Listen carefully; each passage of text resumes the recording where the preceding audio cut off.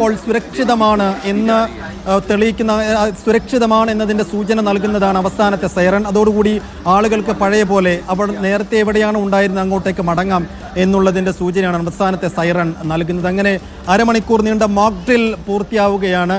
ഇനി mock drill എങ്ങനെയാണ് സംസ്ഥാനത്തിൻ്റെ വിവിധ ഭാഗങ്ങളിൽ നടത്തിയത്, അതിൻ്റെ ഒരു മൊത്തത്തിലുള്ള പ്രതികരണം എങ്ങനെയാണ് എന്നതുകൂടി എടുക്കണം. ഒരിക്കൽ കൂടി സ്വാന്തനയിലേക്ക് പോകുന്നു. സ്വാന്തന, അവിടെ കൃത്യമായി എമർജൻസി സൈറൺ, തുടക്കത്തിലുള്ള സൈറൺ മുഴങ്ങിയിരിക്കുന്നു. അവസാനം സുരക്ഷിതമാണ്, എല്ലാ സംവിധാനങ്ങളും അണ്ടർ കൺട്രോളാണ് എന്ന് തെളിയിക്കുന്ന അവസാനത്തെ സൈറൺ മുഴങ്ങിക്കഴിഞ്ഞിരിക്കുന്നു.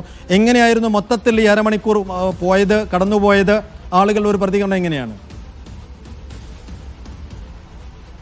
ആസിഫിനെ നമ്മളിപ്പോൾ ഈ കഴിഞ്ഞ അരമണിക്കൂർ കണ്ടതുപോലെ തന്നെ സംസ്ഥാനത്ത് എല്ലായിടത്തും, സംസ്ഥാനത്ത് മാത്രമല്ല നേരത്തെ അരവിന്ദ് ഡൽഹിയിൽ നിന്ന് പറഞ്ഞതുപോലെ തന്നെ രാജ്യത്തെ എല്ലായിടത്തും വളരെ ഒരു ആത്മാർത്ഥമായി തന്നെ ആളുകൾ ഈ ഒരു മോക്ക് ഡ്രില്ലിനോട് പ്രതികരിച്ചിട്ടുണ്ട്. സാധാരണമായി നമ്മൾ മോക്ക് ഡ്രിൽ എന്നൊക്കെ പറഞ്ഞ് കാണാറുള്ളത് ഒരു തീപിടുത്തം ഉണ്ടാകുമ്പോൾ അല്ലെങ്കിൽ വെള്ളപ്പൊക്കമൊക്കെ ഉണ്ടാകുമ്പോൾ എങ്ങനെയാണ് നമ്മൾ അതിനോട് പ്രതികരിക്കേണ്ടത് എന്നുള്ള രീതിയിലാണ് നമ്മൾ സാധാരണമായി മോക്ക് ഡ്രില്ലുകൾ കാണാറുള്ളത്. അപ്പോൾ ഫയർഫോഴ്സ് വരുന്നു, തീ അണയ്ക്കുന്നു, അത്തരത്തിലുള്ള മോക്ക് ഡ്രില്ലുകളാണ് കാണുന്നത്. പക്ഷേ ഇപ്പോൾ നമ്മൾ കണ്ട മോക്ക് ഡ്രിൽ എന്ന് പറയുന്നത് കുറച്ചും കൂടി വ്യത്യസ്തമായ ഒരു സാഹചര്യത്തിലുള്ള മോക്ക് ഡ്രില്ലാണ്. പ്രത്യേകിച്ച് ഇന്നലെ വരെയും ഇതൊരു വെറും മോക്ക് ഡ്രിൽ മാത്രമായാണ് നമ്മൾ കാണേണ്ടിയിരുന്നതെങ്കിൽ ഇന്ന് അങ്ങനെയല്ല. ഒരു ഇന്ത്യ പാകിസ്ഥാൻ ഒരു വലിയ രീതിയിലുള്ള ഒരു സംഘർഷം നമ്മുടെ അതിർത്തിയിലൊക്കെ തന്നെ നിലനിൽക്കുന്നുണ്ട്. ഒരു യുദ്ധത്തിലേക്കൊന്നും കാര്യങ്ങൾ പോയിട്ടില്ല എങ്കിൽ പോലും വലിയ രീതിയിലുള്ള സംഘർഷം നമ്മൾ മുന്നിൽ കാണുന്നുണ്ട്. ഏത് സമയത്തും ഇത്തരത്തിലുള്ള യഥാർത്ഥത്തിലൊരു സാഹചര്യം വരാം. അങ്ങനെ വരികയാണെങ്കിൽ എന്തൊക്കെയാണ് നമ്മൾ ചെയ്യേണ്ടത് എന്നുള്ള ഒരു മുന്നറിയിപ്പ് തന്നെയാണ് നമ്മൾ ആളുകൾക്ക് നൽകിയത്. അതൊക്കെ തന്നെ വളരെ കൃത്യമായ രീതിയിൽ ആളുകൾ പാലിക്കുകയും മനസ്സിലാക്കുകയും ചെയ്തിട്ടുണ്ട്. ഇനി ഇങ്ങനെ ഒരു സൈറൺ മുഴങ്ങുകയാണെങ്കിൽ 90 സെക്കൻഡ് ദൈർഘ്യമുള്ള ഒരു സൈറൺ മുഴങ്ങുകയാണെങ്കിൽ അതൊരു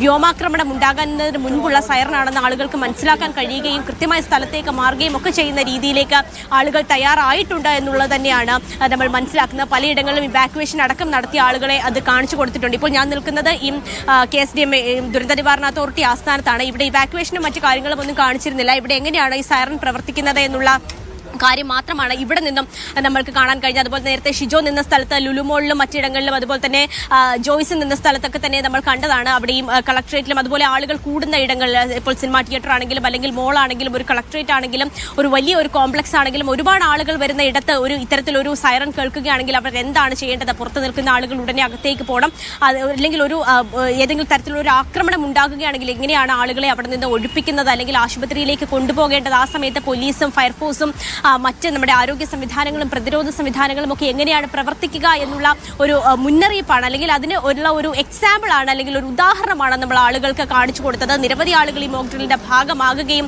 ഒക്കെ തന്നെയും ചെയ്തിട്ടുണ്ട്. പക്ഷേ ഈ മോക്ക് ഡ്രിൽ ഇപ്പോൾ എല്ലായിടത്തും ഇത്തരത്തിലുള്ള സൈറൺ സംവിധാനങ്ങൾ എത്തിയിട്ടില്ല എന്നുള്ളതാണ്. കാരണം 110 ഇടത്ത് മാത്രമാണ് ഇത്തരത്തിലുള്ള, നമ്മളിപ്പോൾ എനിക്ക് പിന്നിൽ കാണുന്ന ഈ സൈറൺ സംവിധാനം ഏതാണ്ട് 110 ഇടത്ത് മാത്രമേ ഉള്ളൂ.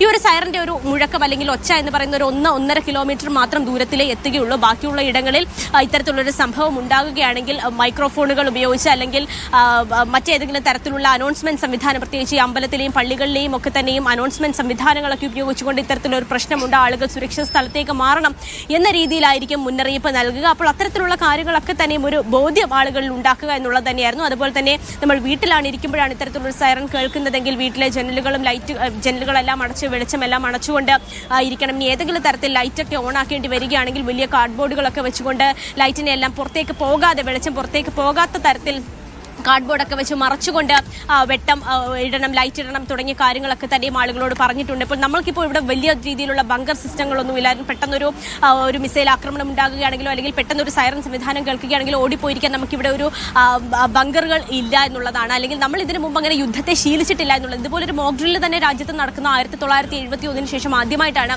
ഒരു മോക്ക് ഡ്രില്ല് തന്നെ ഇത്തരത്തിൽ രാജ്യത്ത് നടക്കുന്നത്. അപ്പോൾ എത്രത്തോളം നമ്മൾ യുദ്ധത്തോട് പരിചിതരല്ല എന്നുള്ളതാണ് ഇതൊക്കെ തന്നെയും ചൂണ്ടിക്കാണിക്കുന്നത്. അപ്പോൾ അങ്ങനെ ഏതെങ്കിലും തരത്തിൽ നമ്മൾ യുദ്ധത്തിലേക്ക് പോകുകയാണെങ്കിൽ അല്ലെങ്കിൽ ഒരു ആക്രമണം, പെട്ടെന്നുള്ള ഒരു സൈനിക ആക്രമണം ഉണ്ടാകുകയാണെങ്കിൽ അതിനെ എങ്ങനെ നേരിടണം എന്നുള്ള ഏറ്റവും പ്രധാനമായി നമ്മൾ ഓരോരുത്തരെയും നമ്മളെ വെക്കുക എന്നുള്ളതാണ്.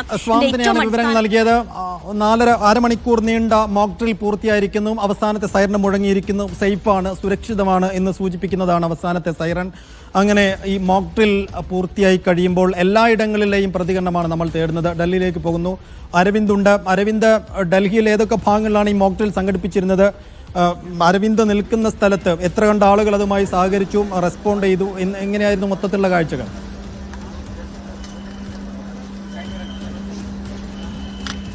സൈഫുദ്ദീൻ, ഡൽഹിയിൽ ഇപ്പോൾ ഈ മോക്ക് ഡ്രിൽ അവസാന ഘട്ടത്തിലേക്ക് കടന്നിരിക്കുകയാണ്. മികച്ച പ്രതികരണം തന്നെ ജനങ്ങളുടെ ഭാഗത്തു നിന്നുണ്ടാകുന്നു. പൂർണ്ണമായും അവർ നൽകുന്ന നിർദ്ദേശങ്ങൾ അതേപടി പാലിച്ചു തന്നെയാണ് മുന്നോട്ട് പോകുന്നത്. ഇവിടെ 4-5 കൂടിയാണ് മോക്ക് ഡ്രിൽ ആരംഭിച്ചത്. കൃത്യമായി മികച്ച പ്രതികരണം ജനങ്ങളുടെ ഭാഗത്തു നിന്നുണ്ടാകും. ഞാനിപ്പോൾ നിൽക്കുന്നത് ഡൽഹിയിലെ NDMCയിലാണ്. ഇവിടെ ഇപ്പോൾ അവസാന ഘട്ടത്തിലേക്ക് മോക്ക് ഡ്രിൽ കടന്നിട്ടുണ്ട്. ഇപ്പോൾ ഇവിടെ ഒരാൾക്ക് അപകടം പറ്റുകയാണെങ്കിൽ നൽകേണ്ട ഫസ്റ്റ് എയ്ഡ്, അതുപോലെ തന്നെ പ്രഥമ ശുശ്രൂഷ അടക്കമുള്ള കാര്യങ്ങളിലാണ് ഇപ്പോൾ ജനങ്ങൾക്ക് നിർദ്ദേശം നൽകിയിരിക്കുന്നത്. ഇവിടെ ഒരു തീപിടുത്തമുണ്ടായി, 1-ാം നിലയിൽ ഒരു തീപിടുത്തം ഉണ്ടായാൽ എങ്ങനെയൊക്കെ ആയിരിക്കും നടപടികൾ പുരോഗമിക്കുക, അല്ലെങ്കിൽ എന്തൊക്കെ നടപടികൾ സ്വീകരിക്കണമെന്ന കാര്യത്തിലാണ് ഇവിടെ ജനങ്ങൾക്ക് കൃത്യമായൊരു നിർദ്ദേശം നൽകിയത്. ആദ്യ സൈറൻ മുഴങ്ങുമ്പോൾ തന്നെ സുരക്ഷിതമായ ഇടങ്ങളിലേക്ക് ജനങ്ങൾ മാറി. അതുപോലെ തന്നെ പരിക്കേറ്റവർക്ക് വേണ്ട പ്രഥമ ശുശ്രൂഷ അടക്കമുള്ള കാര്യങ്ങളിൽ കൃത്യമായി ഉദ്യോഗസ്ഥർ അവർക്ക് വിശദീകരണം അടക്കം നൽകുന്ന ഒരു സാഹചര്യം ഉണ്ടായി. എന്തായാലും മികച്ച പ്രതികരണം ജനങ്ങളുടെ ഭാഗത്തുനിന്നുണ്ടായി. കേന്ദ്ര സർക്കാരിന്റെ നിർദ്ദേശങ്ങൾ അവർ കൃത്യമായി പാലിക്കുന്നുണ്ട്. കാരണം നമുക്കറിയാം, രാജ്യം വലിയ രീതിയിലുള്ള സംഘർഷ സാഹചര്യത്തിൽ കൂടെ തന്നെയാണ് കടന്നു പോകുന്നത്.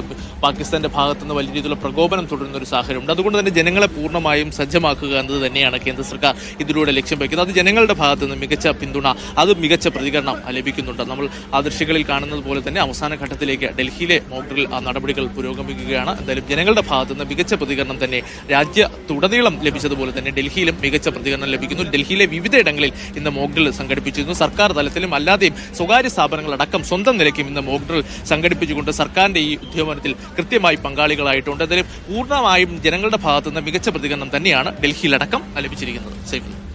ശരി, ഡൽഹിയിലെ വിവരങ്ങൾ എങ്ങനെയാണ്? അങ്ങനെ മോക്ക് ഡ്രിൽ നടന്നു കഴിയുന്നു എല്ലായിടങ്ങളിലും.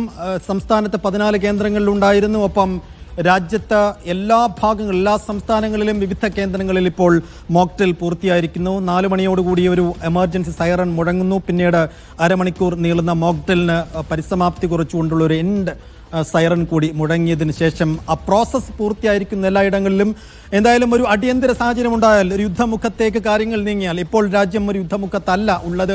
അങ്ങനെ വന്നാൽ ഒരുപക്ഷെ ഒരു വ്യോമാക്രമണത്തിന്റെ സാധ്യതയൊക്കെ ഉണ്ടായാൽ അതിനെങ്ങനെ നേരിടണം എന്നതിൽ ജനങ്ങൾക്ക് കൃത്യമായി നിർദ്ദേശം നൽകുന്നതിന് വേണ്ടിയാണ് രാജ്യത്തുടനീളം ഈ മോക്ക് ഡ്രിൽ സംഘടിപ്പിച്ചത്. ഇന്ന് ഒരുപക്ഷെ ഈ മോക്ക് ഡ്രില്ലൊക്കെ കഴിഞ്ഞതിന് ശേഷം മാത്രമേ പാകിസ്ഥാനുള്ള തിരിച്ചടിയും ഭീകരവാദ കേന്ദ്രങ്ങൾക്ക് നേരെയുള്ള പ്രത്യാക്രമണമൊക്കെ ഉണ്ടാവുകയുള്ളൂ എന്നാണ് ഇന്നലെ ഈ സമയമൊക്കെ നമ്മൾ കരുതിയിരുന്നത്. പക്ഷേ അതിനു മുമ്പേ തന്നെ വലിയൊരു തന്ത്രപ്രധാനമായ നീക്കത്തിലൂടെ സൈന്യം അർദ്ധരാത്രി 1:05 മുതൽ 1:30 വരെ നീളുന്ന 25 മിനിറ്റ് വളരെ പ്രധാനപ്പെട്ട ആ സമയത്ത് ഒരു വലിയ തിരിച്ചടി ഇന്ത്യൻ സൈന്യം നടത്തി. അതിന്റെ പ്രതിഫലനങ്ങളും പ്രകമ്പനങ്ങളുമാണ് ഇപ്പോൾ രാജ്യത്തുടനീളം അതിർത്തിയിൽ ദേശീയ അന്തർദേശീയ തലത്തിൽ തന്നെ ഉണ്ടായിക്കൊണ്ടിരിക്കുന്നത്. ഇനിയും